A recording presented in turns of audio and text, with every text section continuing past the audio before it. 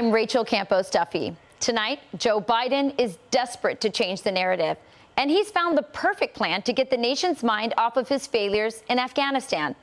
He's not mad at the Taliban anymore. He's angry at you, or at least the 80 million Americans who haven't been vaccinated. What happened to him being the president for all Americans? This is a pandemic of the unvaccinated. Many of us are frustrated with the nearly 80 million Americans who are still not vaccinated. There are elected officials actively working to undermine the fight against COVID-19. What more is there to wait for? What more do you need to see? We've been patient, but our patience is wearing thin, and your refusal has cost all of us. But wait, this is the same administration that promised us last spring that they would never crush the freedoms of millions of Americans. Well, let me be very clear on this. I know there's been lots of questions. The government is not now, nor will we be supporting a system that requires Americans to carry a credential. There will be no federal vaccinations database and no federal mandate requiring everyone to obtain a single vaccination credential. And the first domino of freedom has fallen for federal employees and contractors.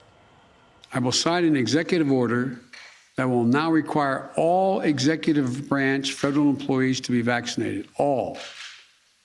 And I've signed another executive order that will require federal contractors to do the same. If you want to work with the federal government and do business with us, get vaccinated. And Biden's assault on our rights doesn't stop at the public sector, as the White House is going after private businesses, maybe even your employer. Tonight, I'm announcing that the Department of Labor is developing an emergency rule to require all employers with 100 or more employees that together employ over 80 million workers to ensure their workforces are fully vaccinated or show a negative test at least once a week. Democrats in the media spent 4 years calling Donald Trump a tyrant. But what we just saw from Joe Biden is more authoritarian than anything Donald Trump ever tried. Biden will tell you he's making these decisions because he cares about the lives of Americans. But don't be fooled. On the very same day that the White House cracked down on freedoms and forced millions of Americans to undergo a medical procedure, his Department of Justice is suing the state of Texas and doing everything it can to support the murder of untold numbers of unborn babies. The president, on the day this announcement was made in Texas, the president made pretty clear to the Department of Justice, to the Department of Homeland Health and Human Services, that they were to do everything they could to protect a woman's right to health care, a woman's right to choose. Just so we're clear here, the government supports your right to choose unless it's your choice to be unvaccinated. The Babylon Bee summing it up with this tweet.